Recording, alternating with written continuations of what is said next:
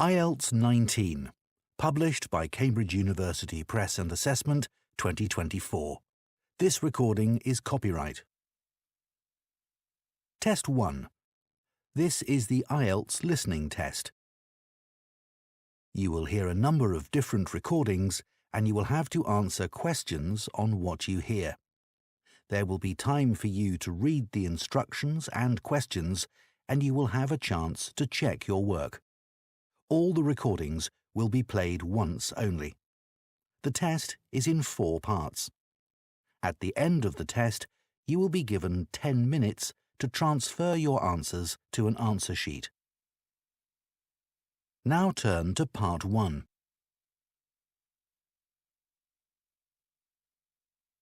Part 1.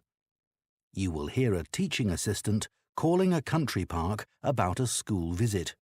First, you have some time to look at questions 1 to 6.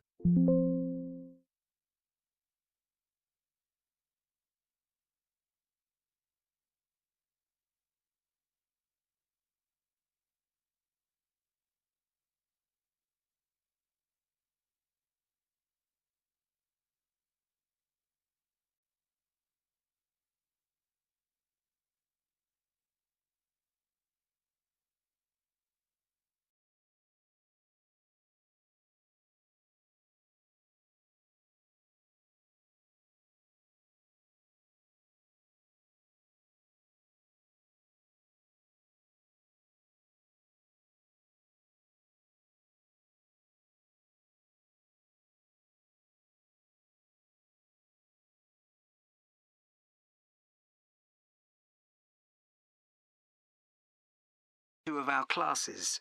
OK. What would you like to know? Well, I'm new to this area, so perhaps you could tell me something about the park first, please. Of course. Altogether, the park covers 170 acres. That's 69 hectares. There are 3 main types of habitat: wetland, grassland and woodland. The woods are well established and varied, with an oak plantation and other areas of mixed species. Right.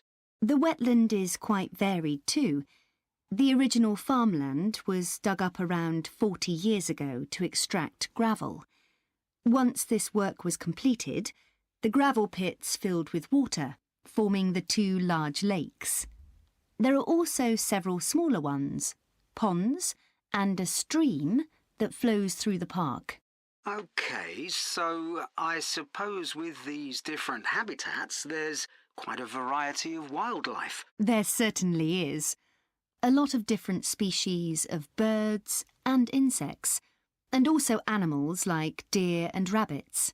And I understand you organise educational visits for school parties.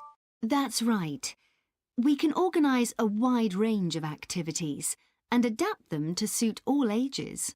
Can you give me some examples of the activities? Well, one focus is on science, where we help children to discover and study plants, trees and insects. They also collect and analyse data about the things they see. Another focus is on geography.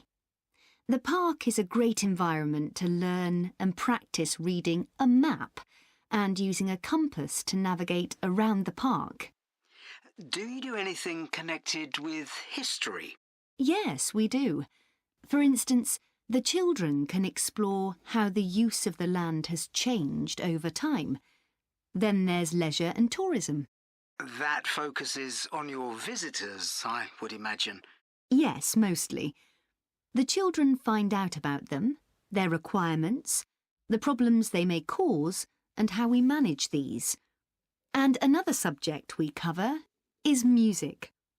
Here the children experiment with natural materials to create sounds and explore rhythm and tempo. That must be fun. Most children really enjoy it. Before you hear the rest of the conversation, you have some time to look at questions 7 to 10.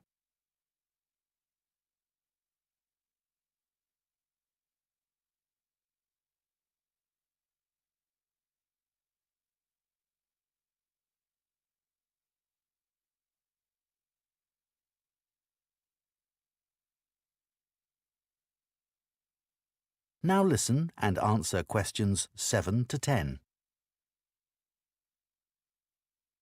And, of course, all the activities are educational too.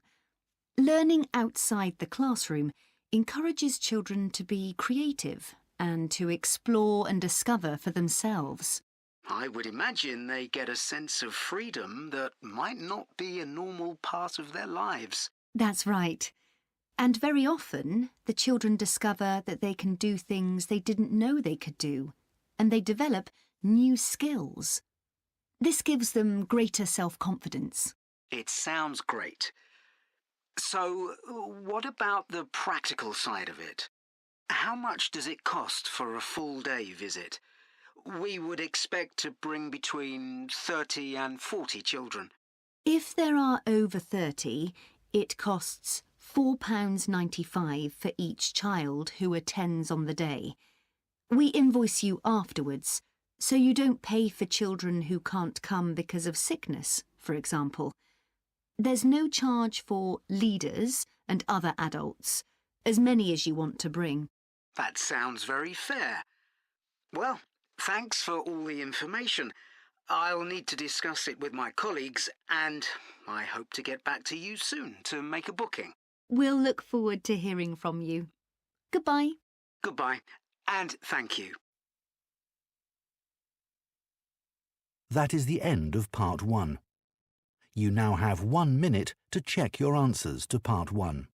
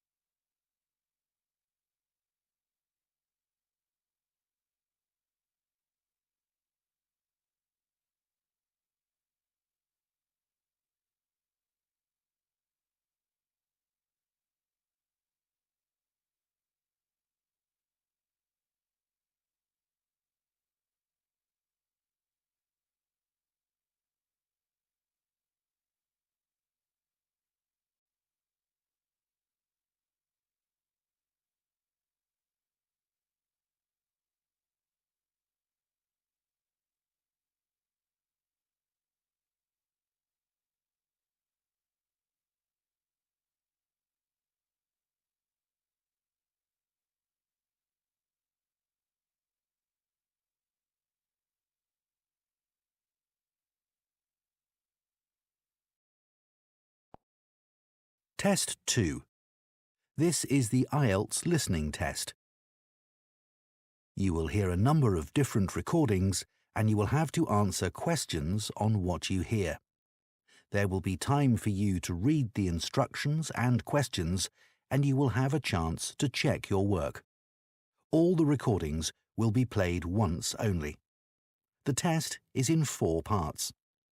At the end of the test, you will be given 10 minutes to transfer your answers to an answer sheet. Now turn to Part 1.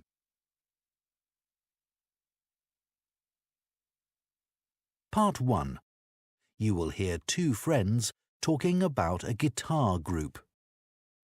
First, you have some time to look at questions 1 to 6.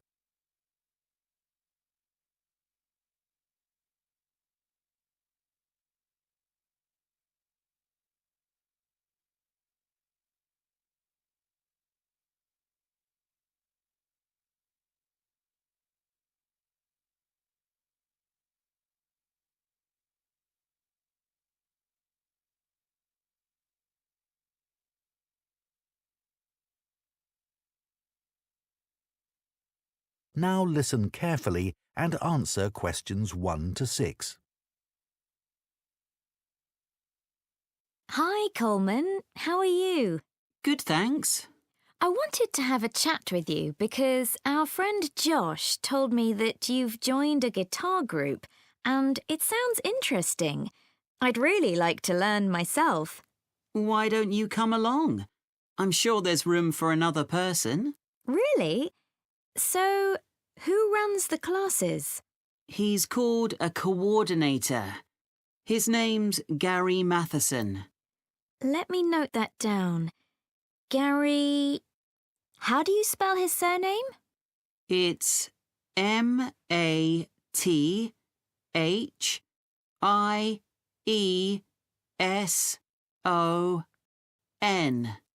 Right, thanks. He's retired, actually, but he's a really nice guy, and he used to play in a lot of bands. Thanks. So, how long have you been going? About a month now. And could you play anything before you started? I knew a few chords, but that's all. I'm sure everyone will be better than me.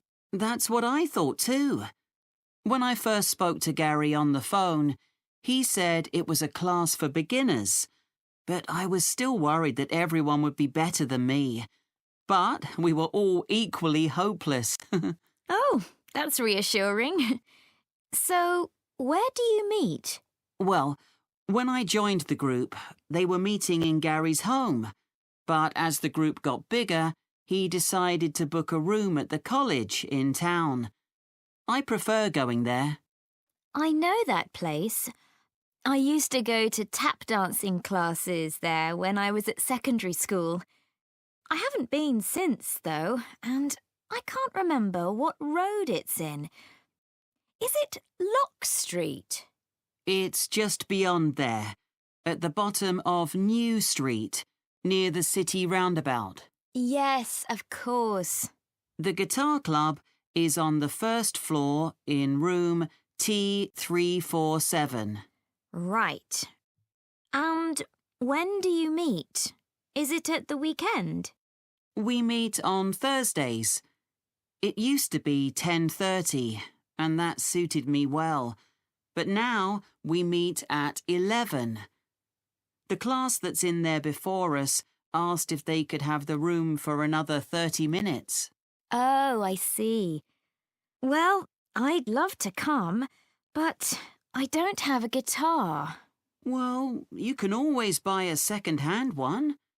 There's a website called The Perfect Instrument that sells all kinds of guitars, violins, and so on. I'm sure you'll find something there. Before you hear the rest of the conversation, you have some time to look at questions 7 to 10.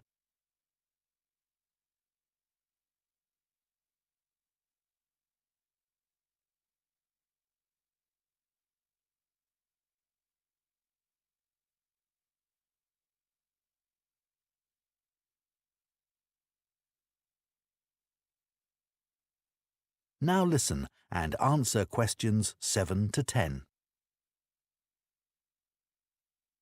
So, what's a typical lesson like with Gary? Well, he always starts by getting us to tune our guitars. That takes about 5 minutes. Uh-huh. Some people have an app they use, but others do it by ear. Gary goes round and helps them. And while he's doing that, he tells us what he's going to do during the lesson. Right. First, we usually spend about 10 minutes doing some strumming. So, is that using... Oh, what are they called? Plectrums? No, we just use our thumbs. Oh, much easier. Gary reminds us where to put our fingers for each chord, and then we play them together. Sometimes we all just start laughing because we're so bad at keeping time. So Gary starts clapping to help us.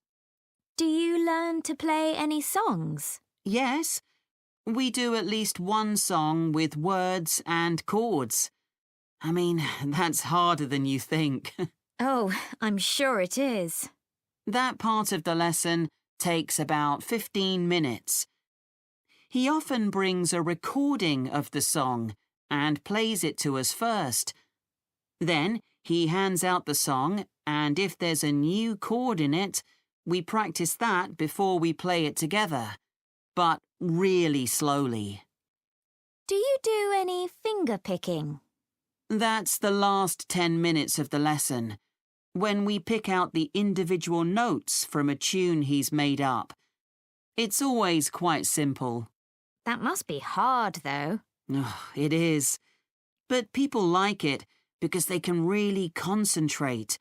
And if we're all playing well, it sounds quite impressive. The only trouble is that he sometimes gets us to play one at a time. You know, alone. Oh, that's scary. It is. But I've got used to it now. At the end, he spends about 5 minutes telling us what to practice for the following week. Well, thanks, Coleman. I'll go and have a look at that website, I think. That is the end of Part 1. You now have 1 minute to check your answers to Part 1. Test 3. This is the IELTS listening test. You will hear a number of different recordings and you will have to answer questions on what you hear. There will be time for you to read the instructions and questions and you will have a chance to check your work. All the recordings will be played once only. The test is in 4 parts. At the end of the test, you will be given 10 minutes to transfer your answers to an answer sheet. Now turn to Part 1.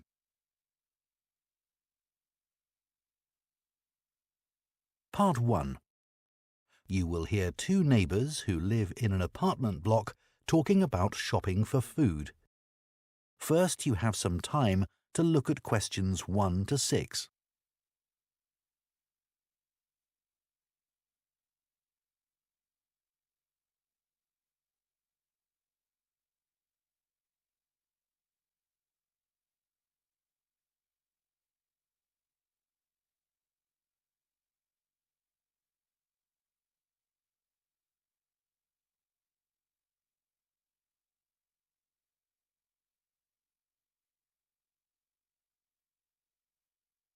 Now listen carefully and answer questions 1 to 6. Hi, Shannon. How are you settling into your new flat? Really well, thanks. You look like you're going shopping. Yes, I am.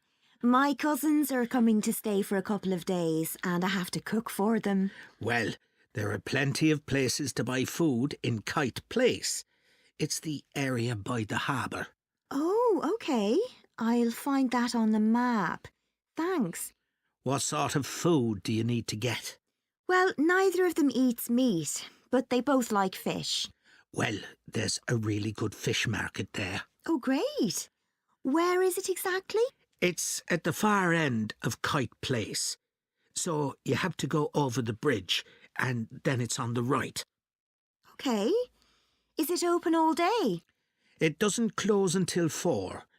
But I'd recommend going earlier than that.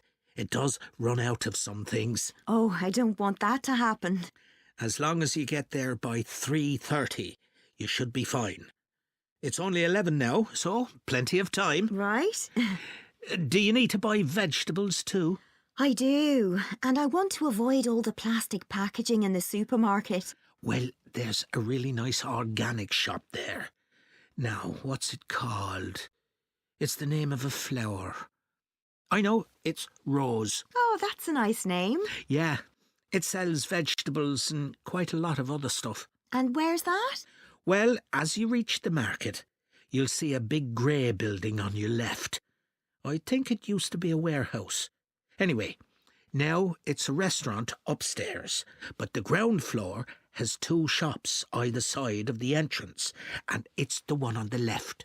That's easy enough. You can't miss it. There's also a big sign on the pavement, so you can look for that. Fine. I guess if I need anything else, I'll have to go to the supermarket. Yeah, you should be able to get everything you need. But there's a minibus that goes to the supermarket if you need it. It's purple, and the number is 289. Thanks. That's great. Before you hear the rest of the conversation, you have some time to look at questions 7 to 10.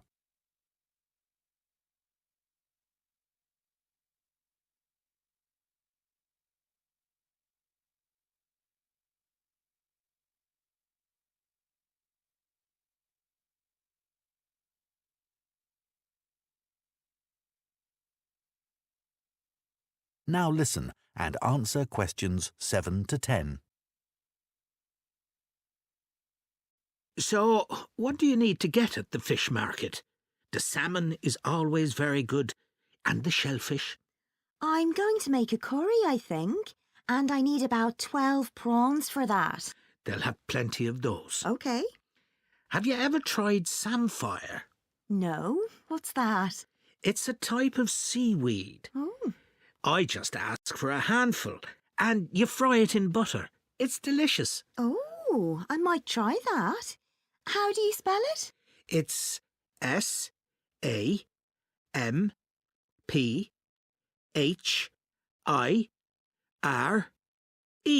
Great. It's always good to try something different. Yeah. I'll see what beans they have in the organic shop, and I think I'll get something for dessert there. How about a mango? I'm not sure. They're not always ripe. I'd prefer a melon. It's bigger too. Good idea. The owner also sells a lot of spices there that you can put in a curry, and things like coconut.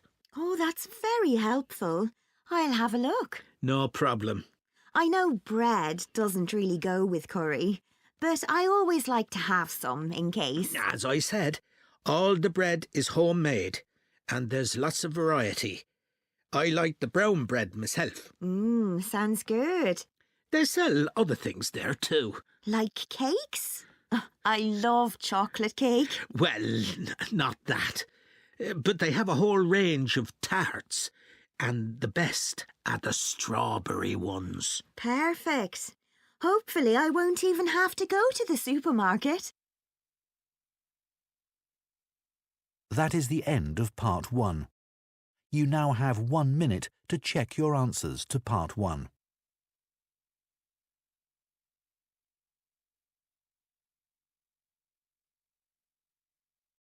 Test 4.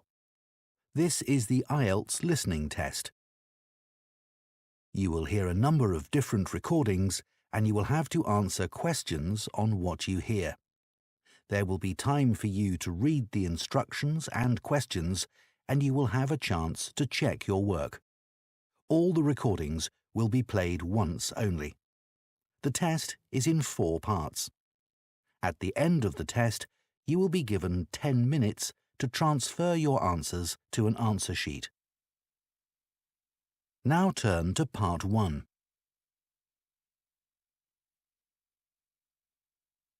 Part 1. You will hear a supervisor in a supermarket talking to a new worker on her first day.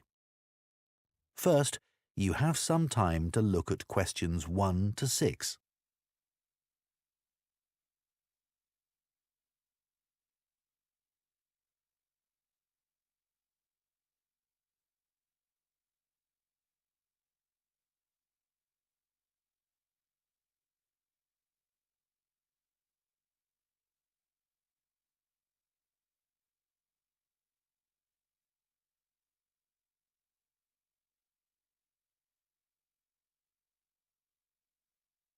Now listen carefully and answer questions 1 to 6. Hello, Charlotte. I'm Kaeden, one of the supervisors. Welcome to the team. Hi, Aiden. It's Kaeden. I'm so sorry. Oh, don't worry. People often get my name wrong. They never know how to spell it. It's Kaeden, in case you ever need to write it. I'll try and remember. So, there are a few practical things you need to sort out this morning. Then I'll show you what you're going to do today. The email I received said to go to the front desk to show my letter of appointment and pick up my badge. You'll need that for the staff room and other areas of the supermarket where shoppers aren't allowed. So, after you've finished at the front desk, I'll take you to the staff room. Put your coat and rucksack in one of the lockers there. Take whichever one is free. Will I have a key? Yes, try not to lose it. At the end of the day, leave it in the door for the next person to use. Will do. You also need to go to the HR department to see Tiffany. She's really helpful. I was told to bring my passport with me. HR need to take a note of the number in it. That's right. Or you can show your ID card. I don't have one of those. OK. Tiffany will give you a uniform. They have lots in different sizes, so you just tell her what you need. I won't come with you to HR. I've got to go and sort something else out. Problem with a bread slicer. Is the HR office near the staff room? The staff room's on the first floor, and HR are a couple of floors above that, on the third floor. There's a staircase outside the staff room. OK. When you're finished with HR, come and find me in the bakery section of the shop. I'm looking forward to getting started. I'll just give you my phone number in case you can't find me. Have you got your phone there? Yes. OK. Ready? It's 0412 66 5903. OK. Done. Before you hear the rest of the conversation, you have some time to look at questions 7 to 10.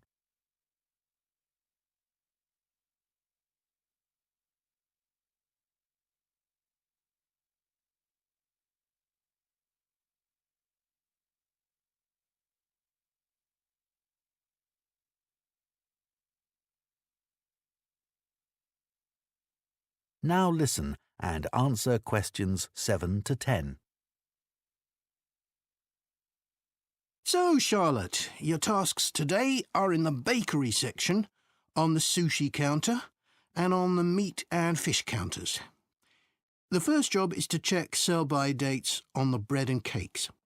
If any of the dates are today's, put a new price label on the packaging. What if any of the labels are yesterday's dates or older? Do I throw those items away? Yes, but that shouldn't happen. We check the stock every day. When something needs a new price label, put a yellow one on the package, next to the original price. OK. After that, you'll go to the sushi takeaway counter. Will I be preparing boxes of food? For today, you'll just be helping the staff. Yes, of course. You'll see lots of flat cardboard boxes at one end of the counter. Beneath those is where we keep the plastic boxes. We run out of those really quickly, so you should bring more from the storeroom. Is that my only task on the sushi counter? No, you also need to clean the area where they prepare the dishes. There are cloths and bottles of spray by the sink. Oh, and please make sure you clean that too. Sure. That's important, isn't it? Absolutely, but you mustn't wash up knives. You have to do some training before you're allowed to touch sharp objects. What should I do if there are any? Ask someone to put them in the dishwasher. OK, thanks. I don't want to get anything wrong. Don't worry, you'll be fine. And I'll be around to help. Right.